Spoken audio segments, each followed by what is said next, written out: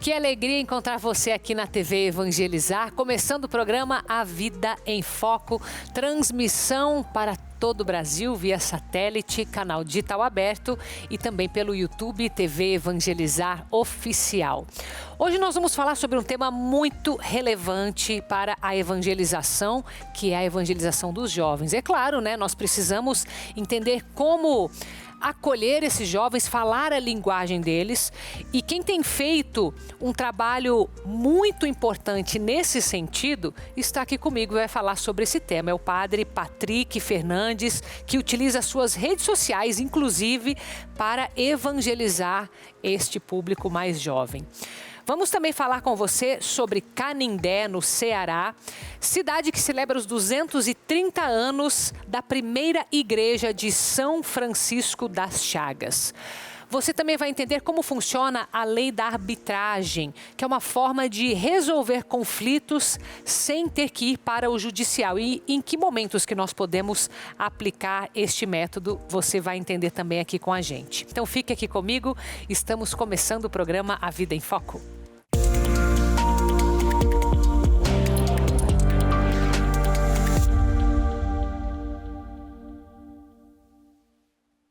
E se a nossa missão é evangelizar, você imagina só como que nós temos que inovar para falar com os jovens, né? Se hoje nós olhamos a nossa sociedade cheia de tecnologia, só por isso daí a gente já entende que é preciso uma nova forma de conversar, de se comunicar com esses jovens, não é?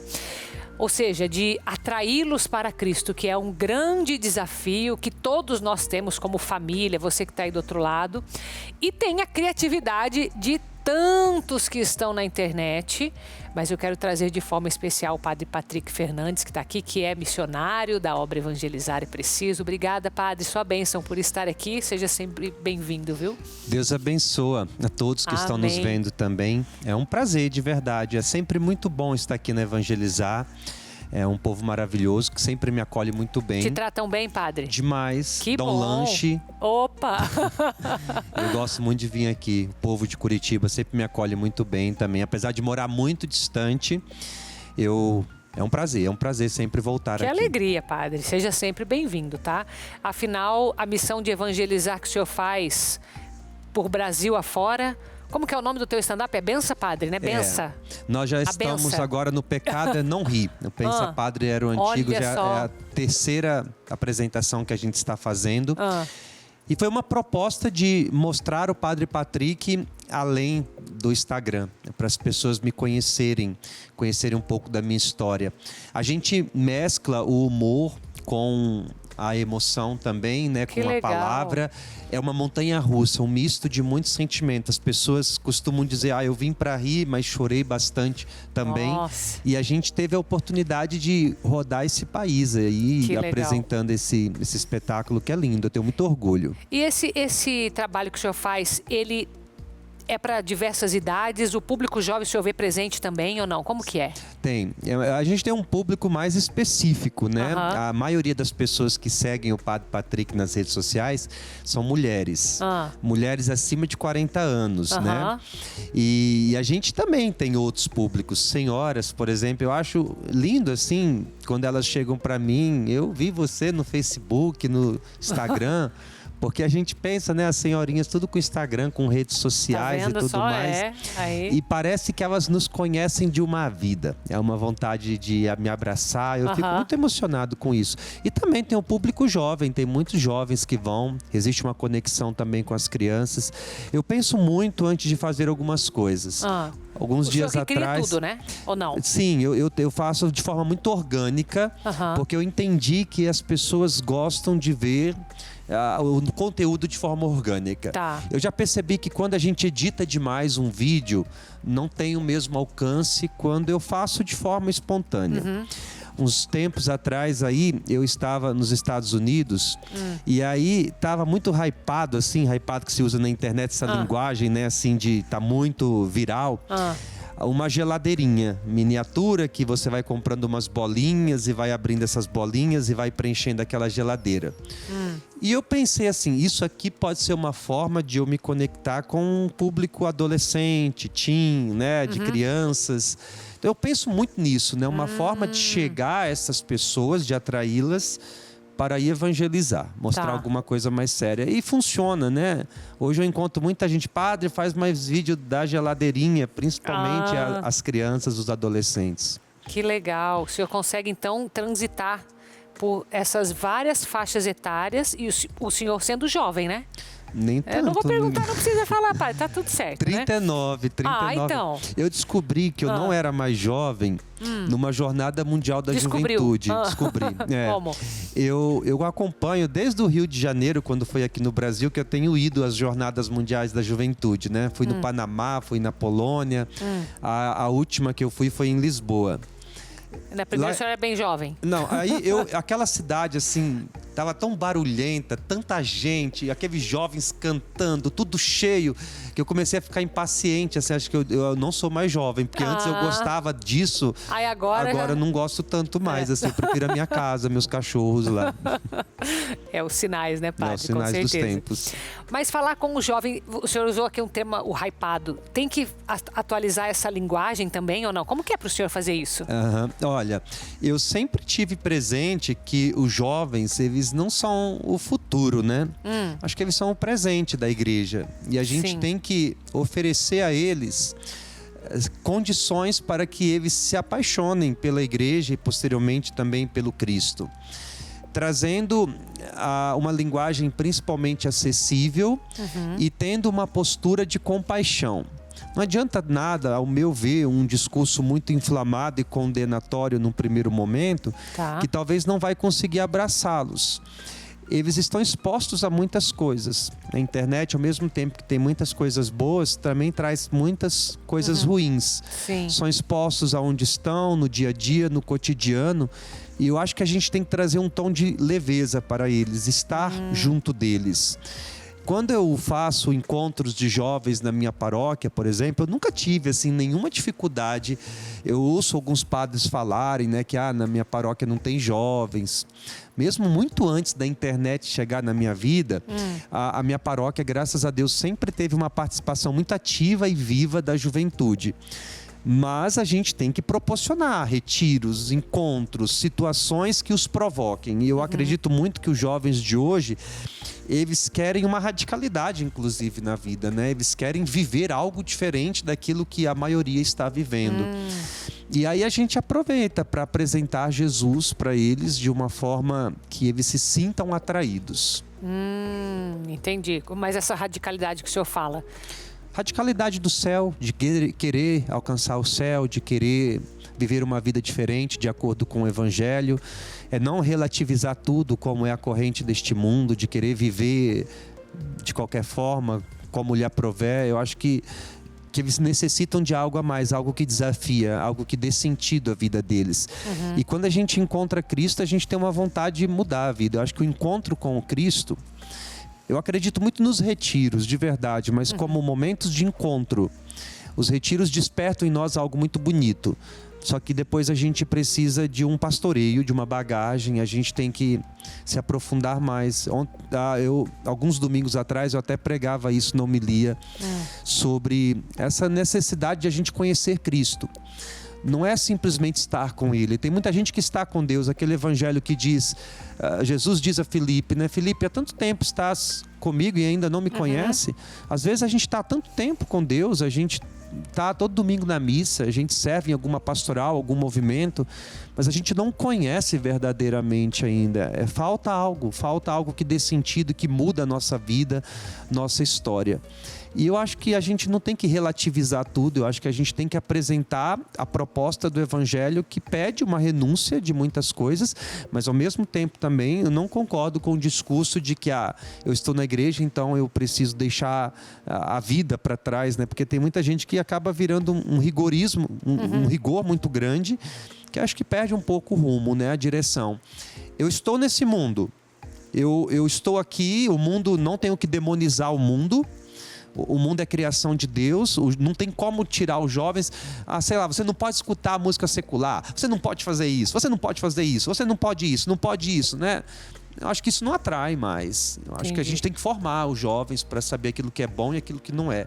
E eles têm um papel nesse mundo de ser o diferencial, o sal da terra, a luz do mundo. Não acho que é pecado, por exemplo, você escutar um outro tipo de música.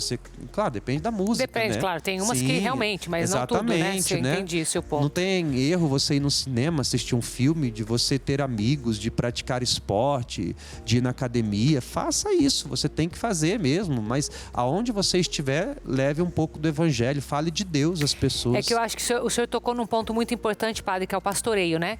Quer dizer, se esse jovem está com um acompanhamento, seja dentro de casa, na família, né? Que seria o ideal, mas nem sempre se tem isso. Sim. Ou se ele tem uma estrutura na paróquia dele, onde se ele errou, ele sabe como voltar, ele está sendo instruído. Eu acho que é o grande desafio, talvez, que a gente tenha, né? Porque o jovem, ele, ao mesmo tempo que ele se coloca em risco, porque ele precisa crescer, ele também não quer, né? Isso, ele não sabe que está se pondo no risco. Tem que ter os adultos, entre aspas, aqui olhando, né? Quem está com aquela maturidade. Concordo. E é isso que o senhor está trabalhando. A gente tenta, a gente se esforça muito. É claro, assim, eu prego muito isso para os jovens lá da paróquia, né? Enquanto tiver um de vocês que ainda não conhece Jesus, a gente não pode se acomodar. O trabalho precisa continuar, a gente tem que continuar. E, inclusive, em busca daqueles que estão afastados, estão fora do redil. O capítulo 16 do Evangelho de Lucas é o coração do Evangelho, né? Lucas é considerado o Evangelho da misericórdia. É o Evangelho que apresenta Jesus de forma mais terna, com mais compaixão. E aquele capítulo, que é o centro, ele traz as 3 parábolas da misericórdia. A parábola do filho pródigo, da moeda perdida e a parábola da ovelha perdida. Eu acho interessante uma comparação com essas 2 parábolas, da ovelha e do filho pródigo. O filho que vai embora, o pai não vai atrás dele.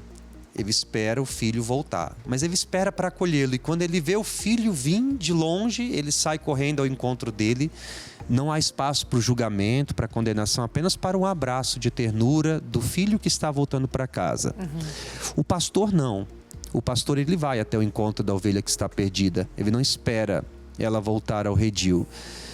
Eu acho que a gente tem que diferenciar muito bem quem são os filhos pródigos e quem são as ovelhas que estão perdidas. A gente não tem uma responsabilidade por todo mundo, sei lá, que se afasta da igreja. Às vezes as pessoas sabem o caminho de volta, como o filho pródigo sabia, e nos resta rezar. Tem alguém na minha casa, na minha família, tenho rezado tanto para essa pessoa, falado tanto a respeito disso, já fiz o que eu podia fazer. Não tem momentos, assim, eu escuto muito as mães, assim, em relação aos filhos, né? Não sei mais o que eu faço. O que você pode fazer nesse momento é rezar. Né? Você já fez o que estava ao seu alcance. Você não tem como botar uma coleira nele e trazê-lo. Enquanto é menor de idade, tudo bem, mas depois que cresce, não tem como. Ele sabe o caminho, você ensinou. Um dia ele vai voltar. Agora tem outras almas que a gente precisa ir atrás. Não estou falando só de jovens, de pessoas que talvez que não tenham uma caminhada, que ainda não conheceram Cristo. São ovelhas que estão perdidas e a gente precisa ir atrás. Tem muitos jovens que estão perdidos e que não sabem como voltar. E a gente não pode sossegar enquanto houver um que esteja fora do rebanho para trazê-lo de volta. Muito sentido essa tua palavra, padre. E daí o senhor vê a evangelização pela internet, pelas redes sociais, acredito que o senhor esteja bastante no TikTok também, né? Para falar com os jovens. Seria mais com essas ovelhas perdidas, com esse filho pródigo, acaba abarcando todo mundo ou não tem um foco específico? Não, eu não tenho. Assim, a ideia é que alcance alguém, né? Tem muitas pessoas nos rincões deste país que não veem padre. Tem pessoas que têm uma missa por ano. Sim. Que não tem acesso. Né, padre? Mais do que a gente imagina, né? Mais do que a gente imagina. Eu acho que se a gente pode falar de fruto, talvez essa não seja a palavra, né? Eu estou usando de forma leviana. Mas se a gente pudesse falar de um fruto da pandemia, talvez seria assim: a igreja se viu numa necessidade de estar ali na internet. Porque não tinha outra coisa a se fazer. Sim. Você precisava falar com as pessoas. Vamos transmitir missa. Começamos a transmitir missa, porque não podia ir para a igreja. E eu vejo que existiu um movimento muito crescente de sacerdotes que tiveram que meter a cara na internet. Eu até falei, né, quando eu estive aqui na TV Evangelizar para a Noite de Louvor, que eu sou extremamente tímido.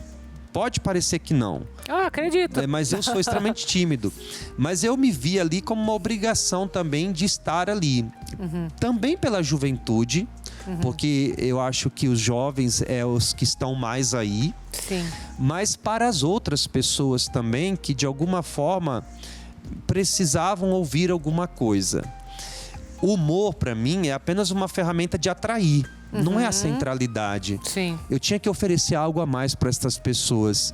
Atraindo essas pessoas pelo humor, um padre falando isso. Claro que às vezes, hoje eu me policio bem mais, né? Acho que a responsabilidade é bem maior do que é no início. Hoje eu não consigo falar qualquer coisa mais, né? Você pensa muito mais, né, Penso padre? muito mais, né? A gente é mais visto. Mas é uma oportunidade de alcançar lares, pessoas. E às vezes eu encontro com as pessoas, padre, obrigado porque você disse isso. Eu nem lembro o que eu tinha dito, mas a pessoa marcou tanto a vida daquela pessoa. É o Espírito Santo faz, né? A gente dá um passo e Deus faz o resto, né, padre? Sim, exatamente. Mas que bom, viu? Siga firme então nessa missão, que eu sei que não é fácil também, né? Estar ali sempre criando, sempre buscando essa... Tudo bem, eu sei que a luz de Cristo vem e dá tudo, mas o teu sim, né? Eu sei que não é fácil também. Então, muito obrigado por ser este missionário, né? Por estar pescando esses jovens, né? O pescador de homens que Pedro começou lá atrás, o Senhor está dando continuidade, então que Deus abençoe. Amém. E seja sempre bem-vindo aqui à TV Evangelizar. Quando estiver aqui, pode se sentir em casa aí nesse sofá, tá, padre? Eu já tô com a roupa de vinho de novo, é só chamar que eu venho, né? Muito bem, obrigada, meu querido. Sempre bem-vindo, tá? Agora, recadinho dos nossos apoiadores para você. Inchaços, formigamentos, sensação de peso nas pernas. Marcos, você melhor do que ninguém, que vem direto do laboratório do Glicotrate, pode explicar para nós. Tem muita gente que manda dúvida e você também pode mandar no 0800 555 5123, que é nosso telefone de WhatsApp também. Vou pegar aqui a dúvida da dona Maria Helena. Ela fala o seguinte: gente, eu faço uso de insulina, eu também posso fazer uso do Glicotrate junto? Claro que pode, dona Maria Helena. Um beijo para a senhora. O Glicotrate vai auxiliar fazendo a suplementação junto com a insulina que a senhora toma. Pode usar sem medo o Glicotrate. Com toda certeza, o resultado vai ser muito semelhante com o da dona Edna. Dá uma olhada. Eu sou a Edna Andréia Ferreira Gomes da Silva, de Belo Horizonte. Amei o remédio de vocês. A minha saúde não era muito boa, a insulina não estava fazendo mais efeito no meu organismo, sempre alta, tudo acima de 300, e eu ficava desesperada. Agora, diminuí a dosagem do remédio, depois de um tempo que eu estou tomando, diminuí a dosagem dos remédios, tudo praticamente super baixinho, que de 52 eu passei para 14, 20, e eu tô amando, e tô falando para todo mundo para seguir vocês, porque é bom demais o remédio de vocês. 0800 555 5123, ô Marcos. Faz para nós aquela campanha onde a gente libera o desconto de funcionário. O pessoal do laboratório garante. Vamos fazer? Mas para todo mundo, Polly. Vamos fazer para todo mundo que ligar agora? Vamos fazer então para as 10 primeiras pessoas que ligarem? Para as 20 primeiras pessoas. Para 20 primeiras? 20 primeiras pessoas que ligarem agora, 80% que é desconto de funcionário. Olha, agora. 0800 555 5123. Liga 0800 555 5123. E a missa, que é patrimônio cultural de Juiz de Fora, você sabia que pode acompanhar aqui pela TV Evangelizar? No dia de hoje, aqui no Santuário Nossa Senhora de Guadalupe, Jesus das Santas Chagas, a missa do impossível, rezada pelo padre Pierre Maurício. Acompanhe com a gente. Enquanto isso, vamos sair para um breve intervalo. Daqui a pouquinho nós vamos falar sobre arbitragem no direito, que é uma forma de a gente resolver conflitos sem ter que ir para para o judiciário. Então a gente vai entender um pouco mais sobre isso. Saímos com imagens de São Bento do Sul, em Santa Catarina, que nos acompanha pelo site da TV Evangelizar. Cidade fundada em 1873, no norte de Santa Catarina, e foi colonizada por imigrantes alemães, austríacos e poloneses, e atualmente é conhecida como a capital nacional das produções de móveis. Já eu volto.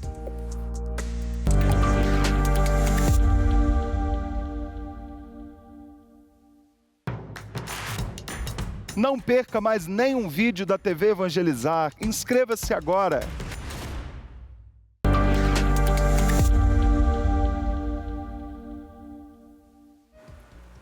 De volta com o programa A Vida em Foco para falar sobre a lei da arbitragem, que completou 30 anos, e entender um pouco mais em que momentos que a gente pode recorrer a esse tipo de solução que é extrajudicial. Então tende a ser mais amigável, mais rápida, menos burocrática, né, de alguma forma, mas com a ajuda de quem entende do direito. Então nós vamos falar sobre esse tema com o Dr. Daniel Passinato, que é advogado e também consultor de negócios. Seja bem-vindo, meu querido. Muito obrigado. Obrigada a você. A gente pode começar, acho que entendendo em que situações que a gente pode aplicar esta lei da arbitragem. Ela é uma lei ou ela só leva esse nome? Explica pra gente. Existe uma lei, sim, ela é de 1996. Nós estamos comemorando 30 anos da lei de arbitragem no Brasil. Tá. E a lei traz as possibilidades em que ela pode ser aplicável. Tá. E nós costumamos utilizar um termo que é de direitos patrimoniais disponíveis. Tá. É um termo técnico para dizer assim, existem problemas que podem ser levados à arbitragem Tá. e outros que não podem. Quais podem? Questões de compra e venda de empresas, contratos, mais questões privadas e De empresariais. negócios e de empresariais, tá. Perfeito. Então não é algo que a gente vai levar para o lado civil, para o lado mais familiar, isso não entra ali, ou entra também? Isso é muito mais difícil. Existem discussões de que seria possível em alguns aspectos de sucessão ou familiares, Tá. mas é algo bem Onde envolva talvez mínimo. uma questão patrimonial. Isso, Entendi. perfeito. Entendi. Exatamente. E, por exemplo, qual que seria a vantagem da gente ir por esse caminho? Porque ele é um caminho, né? Ele é menos burocrático, talvez, mas ele é um caminho seguro. É um caminho muito seguro. Tá. Nós estamos fazendo 30 anos da lei de arbitragem e é muito importante dizer que o nosso judiciário Tá. é muito amigável à arbitragem. Tá. Por quê? A arbitragem está fora do judiciário, o judiciário não tem uma sobreposição à arbitragem. Contudo, pode haver sim uma discussão mínima arbitral ainda no Poder Judiciário. Tá. Nesse sentido é que a gente consegue observar que o judiciário brasileiro tem validado as decisões arbitrais. Legal. Isso é muito bacana para garantir a segurança jurídica da arbitragem. Não é uma coisa separada, não é uma divisão ali dentro, né? Pelo contrário, né? Sim, elas têm que haver uma simbiose. Elas têm que coexistir, cada um do seu âmbito, mas coexistindo. E é muito interessante a gente falar também que há um amadurecimento da arbitragem no Brasil ao longo desses 30 anos, em que existem mais atores, mais advogados, mais empresários entendendo como se utilizar dessa ferramenta. A arbitragem é sigilosa também, então isso ajuda muito a resolver problemas mais profundos e ela é muito mais flexível. Tá. Por exemplo, eu posso negociar o procedimento com o advogado da outra parte. Para dizer qual vai ser mais aplicável, o que a gente pode fazer antes, o que pode fazer depois. Então, é muito diferente do Poder Judiciário nesse sentido, em que no Judiciário eu tenho códigos processuais. Tá. Ou seja, eu sei basicamente tudo o que vai acontecer no início, no meio e no fim. Na arbitragem, não. Eu tenho que construir isso junto com a outra parte e com os árbitros. Ela é uma folha em branco. Isso, e a gente preenche ela E com vocês bastante preenchem. tranquilidade. Então, eu poderia comparar uma negociação ou não? A negociação tem essa flexibilidade também, só que a negociação é algo que envolveria somente as partes. Tá. Quando nós falamos em arbitragem, o termo que é utilizado é de heterocomposição. O que é essa palavra enorme? É que eu tenho um terceiro que vai decidir pelas partes. Tá. Então eu tenho a figura de 1 ou 3 árbitros, sempre em números Que são ímpares. advogados ou não? Podem ser advogados, Podem ser. mas não necessariamente. Tá. Um dos maiores fatores da arbitragem é que as partes podem escolher os árbitros que vão julgar o caso. E esses árbitros podem ser, por exemplo, uma discussão que envolve muita questão contábil. Eu posso nomear um contador. O contador. Uma questão que envolve engenharia, isso é bem comum. Eu trago um engenheiro civil ou algum engenheiro muito especializado naquela obra, que pode ser de infraestrutura, enfim. A gente Alguém que vai ser o responsável para dar a resposta final, digamos assim? Se for um árbitro, somente ele. Se for mais de um, esse grupo vai dar uma resposta majoritária ou unânime. Ah, entendi. Então, eles também têm que entrar num acordo, o que também é positivo, né? Eles têm que entender todos os prós e contras, sem ter que perder para nenhum lado. Exatamente. Isso é bom, né? E é muito interessante que um dos grandes benefícios da arbitragem, a gente sempre fala, é que os árbitros leem tudo. E assim, não passa uma vírgula. Os árbitros são muito dedicados aos casos que estão nas mãos deles. Por isso que, quando se chega a uma sentença, ela é muito assertiva e a gente confia bastante no Instituto, porque o trabalho é majoritariamente muito bem feito. E em termos de custos, que é uma preocupação também, né, de quem está se envolvendo numa decisão importante. É algo muito caro, é algo acessível? Isso vai depender do contrato que está em jogo, por exemplo, ou não? Excelente pergunta. Por quê? Eu posso escolher a câmara arbitral que vai estar naquele contrato. Tá. E tem câmaras mais caras e câmaras mais baratas. É um contrato feito com eles. Não é com a Câmara. Tá. Vamos te dar um exemplo. Tá. Eu e você temos um contrato de compra e venda. Tá. E nós escolhemos que, ao invés de ir para o judiciário, nós iremos para a arbitragem. E a gente, já na assinatura do contrato de compra e venda, temos que escolher a Câmara. Já nomeou ali. Isso. Se no futuro precisarmos utilizar dessa cláusula, a gente já sabe qual é a Câmara. Ah, tá. Legal. E aí entra algo muito importante. Eu vou te contar uma breve passagem, uma história super rápida. Negociei recentemente, foi agora no início do ano, um contrato, as partes não estavam em acordo mais, o contrato já era existente e elas precisavam encerrar o contrato. Tá. Nós negociamos para pagar o valor da cláusula arbitral, que seria o valor pago para a Câmara, ao invés do valor principal do contrato. Ah, então foi uma negociação muito positiva. Muito positiva no aspecto de que tinha a cláusula contratual, só que essa questão do custo.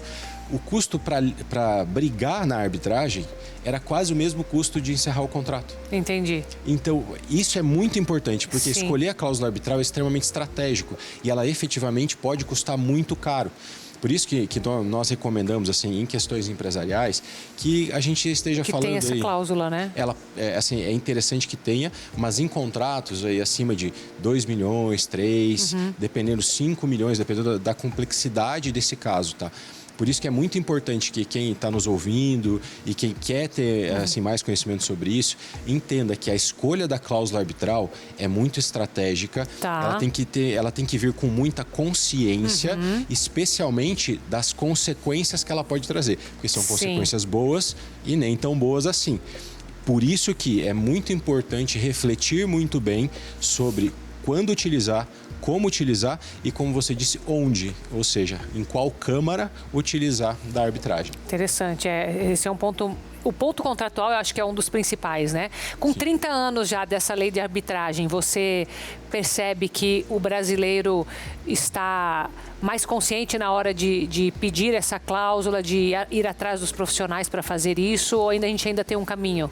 Com certeza, especialmente quando a gente está falando de empresas médias e grandes, já tem uma utilização muito mais ampla. Nós também tivemos uma utilização muito importante que foi da administração pública. Então, pode haver arbitragens com a administração pública. Ou seja, houve uma licitação, dentro daquele contrato licitatório existe a previsão da Câmara. As partes podem litigar, então, o poder público com um ente privado numa Câmara arbitral. Ou seja, o conhecimento da arbitragem tem sido muito divulgado. E as pessoas, especialmente o empresariado, tem se valido da arbitragem como um método de segurança, sigilo e confiança efetivamente. Interessante. Muito obrigada por vir trazer esse tema para a gente, doutor Daniel, e seja sempre bem-vindo à TV Evangelizar. Agradeço o espaço, muito obrigado, parabéns pelo programa. Obrigada. Agora um recadinho dos nossos apoiadores. Oi, gente, aqui é Josi do Vision X. Conta pra mim, como que está a sua visão? Seca, fraca, apagada? Você precisa do poderoso Vision X. Não conseguia estudar, Antes não conseguia nem escrever direito, nem enxergar as letras. Depois que eu comecei a tomar o Vision X, foi muito bom, recomendo. Hoje eu estudo, graças a Deus estou muito bem. Hoje eu estou enxergando bem, graças a Deus enxergo as letras bem e estou muito feliz com o Vision X. Catarata, glaucoma, miopia, Vision X é 100% natural. Basta uma cápsula por dia para você sentir a melhora rápida. Nessa coceira, ardência, Vision X é para você. Eu tinha essa dificuldade para enxergar as validades no mercado, comprar os produtos lá, então eu não conseguia ver a validade. E agora, tomando o Vision X, estou enxergando muito bem. Eu recomendo que vocês podem comprar e usar, porque o Vision X resolveu o meu problema e da minha esposa. Tá esperando o quê? Ligue agora pro telefone que está na sua tela, mas tem que ser esse aqui, ó, do X bem grandão, o poderoso Vision X. Sim, e lavejava, ficava ardente, e agora, depois que eu tomei Vision X, eu melhorei bastante, tirou o embaçamento, sumiu tudo isso e tô com a vista limpinha. Agora eu posso ler bastante, tá uma beleza agora. Ligando agora, você ganha kit em dobro, isso mesmo, kit em dobro. E as 50 primeiras ligações ainda vão ganhar um presente exclusivo. Ligue agora para o telefone que está na sua tela e garanta o poderoso Vision X, o Vision X da TV, porque Vision X é o X da sua visão.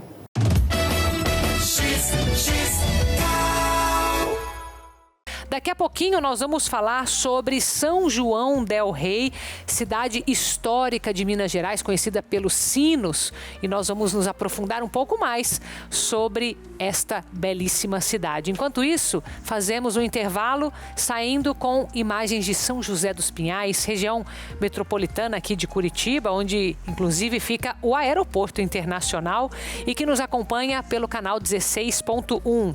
O nome da cidade é sim uma homenagem a São José e tem a primeira capela de Bom Jesus dos Perdões, construída por volta de 1690. Já eu volto.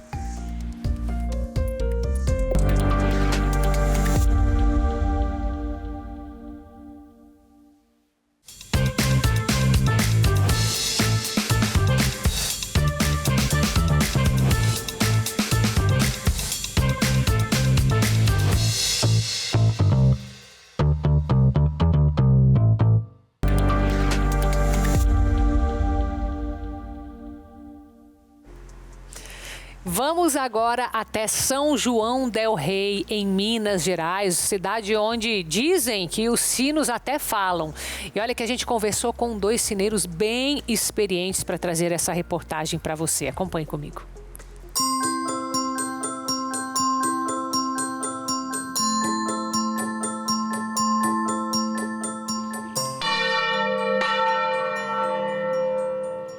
Sim, em São João del Rei, os sinos falam.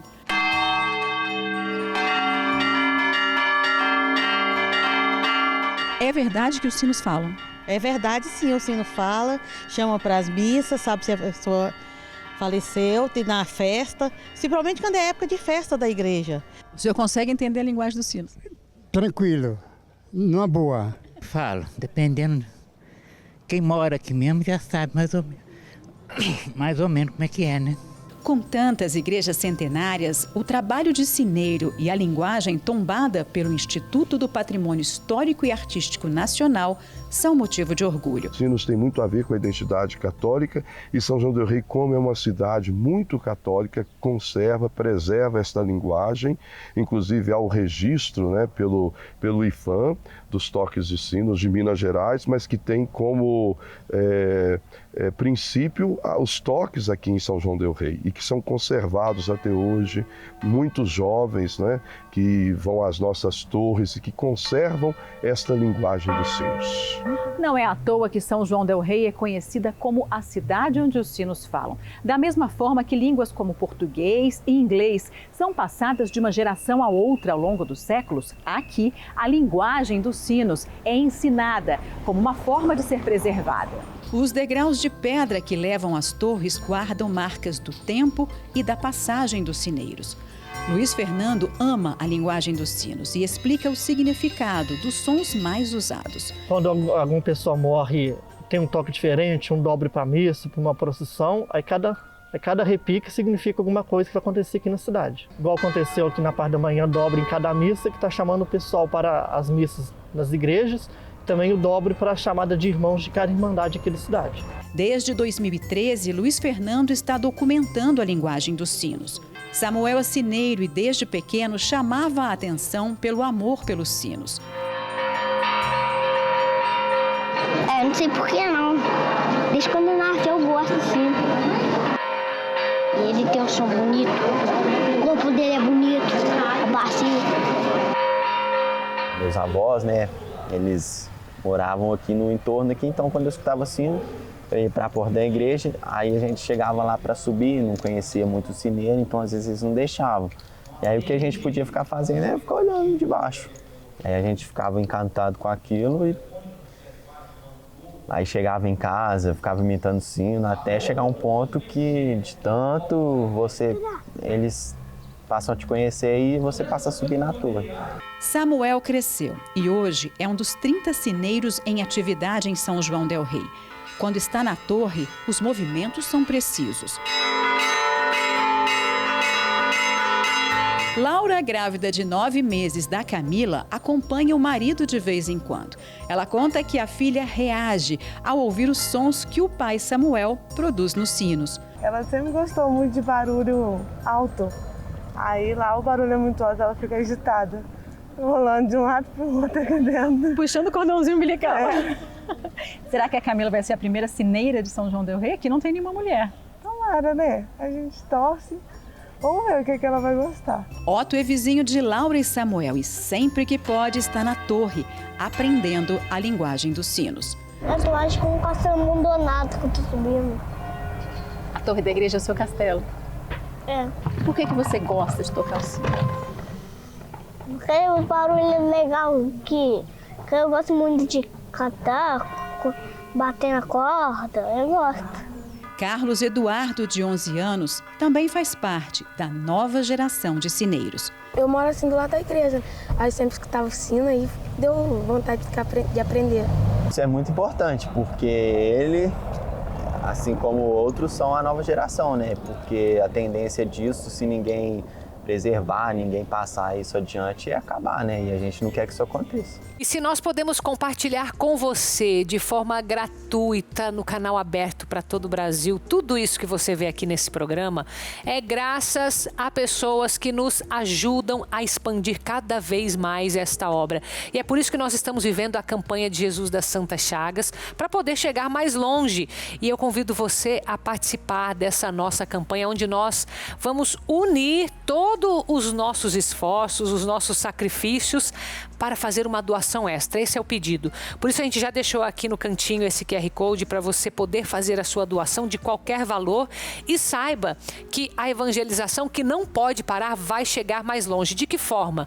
Formas muito concretas que nós temos aqui, que é justamente a manutenção de equipamentos que vão ficando cada vez mais velhos, né? Nós precisamos trocar tecnologia, precisamos fazer justamente a substituição de alguns desses equipamentos. Precisamos também fazer todas as melhorias na Terra Prometida. Tudo isso é parte desse projeto de 2026. São 5 etapas no total, então eu te convido a cada mês, até a gente chegar no final, que você possa estar conosco caminhando nessa campanha de Jesus das Santas Chagas. Muito obrigada pela sua generosidade, por fazer parte desta grande missão de evangelizar pelos meios de comunicação. Agora um recadinho dos nossos apoiadores. Atenção, você está sofrendo com dores no corpo, dores no joelho, na coluna, nos ombros? A idade chegou e você começou a acreditar que sentir dor todos os dias é normal? Não é. Chegou ao Brasil o Cúrcuma White com magnésio da Vitai Gold, uma fórmula exclusiva, inovadora e 100% natural, desenvolvida especialmente para auxiliar no combate às dores do corpo e devolver sua qualidade de vida. Ideal para quem sofre com artrite, artrose, fibromialgia, dores articulares, musculares e inflamações em geral. Atua diretamente na inflamação, atacando a causa da dor e não apenas o sintoma. Proporciona alívio rápido, eficaz e seguro. Ligue agora 0800 321 6500. Vou repetir, 0800 321 6500. A cúrcuma branca é até 7 vezes mais potente que a cúrcuma convencional. Ela ajuda a reduzir inchaços e inflamações, ajuda a destravar as articulações, melhora a sensação de dormência e rigidez. E com o magnésio a absorção é rápida e o resultado também. Agora imagine acordar e conseguir se movimentar melhor, andar sem dor, levantar da cadeira com mais facilidade, dormir melhor e voltar a fazer coisas simples que você deixou de fazer por causa da dor.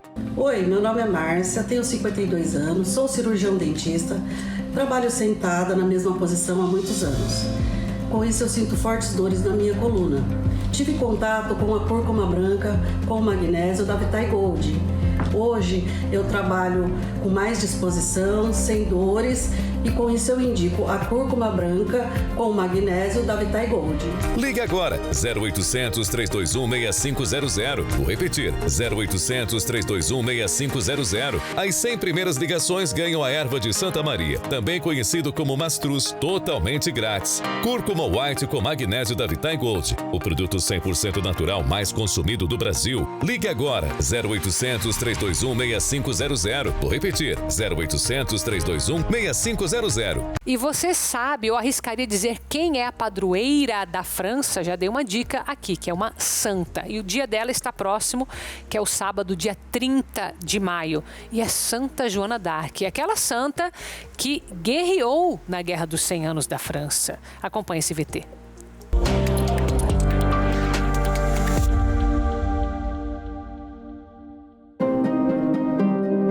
Joana d'Arc foi uma jovem camponesa francesa do século XV que entrou para a história de um jeito bem impressionante. Ainda adolescente, dizia ouvir vozes de santos que a guiavam. Convenceu o rei Carlos VII a deixá-la acompanhar o exército e acabou participando de vitórias decisivas na Guerra dos 100 Anos, como a libertação de Orleans, algo bem fora do comum para alguém tão jovem e sem formação militar.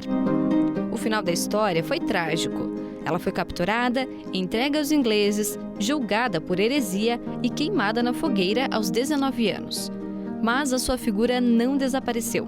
Pelo contrário, ganhou ainda mais força com o tempo. Posteriormente, foi reconhecida como inocente pela Igreja. Hoje, Joana d'Arc é venerada como santa pela Igreja Católica. É padroeira da França e continua sendo um dos maiores símbolos de coragem e fé da história. Agora quero te levar até o Ceará, na cidade de Canindé, que celebra nesse ano de 2026 230 anos da primeira igreja de São Francisco das Chagas.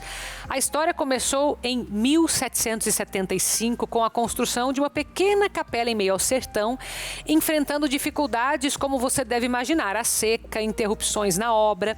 E após 21 anos, o templo foi concluído em 1796 e se tornou o coração espiritual da região. Ao redor da igreja, Canindé cresceu e se firmou como centro de devoção.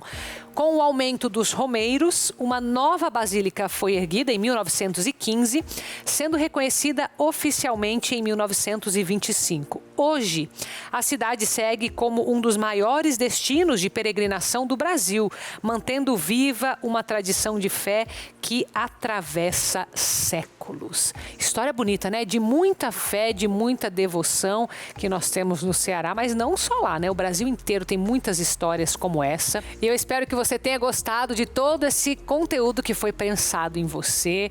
E nós temos um novo encontro amanhã. Estou aqui de segunda a sexta-feira, logo depois do Terço de Jesus das Santas Chagas.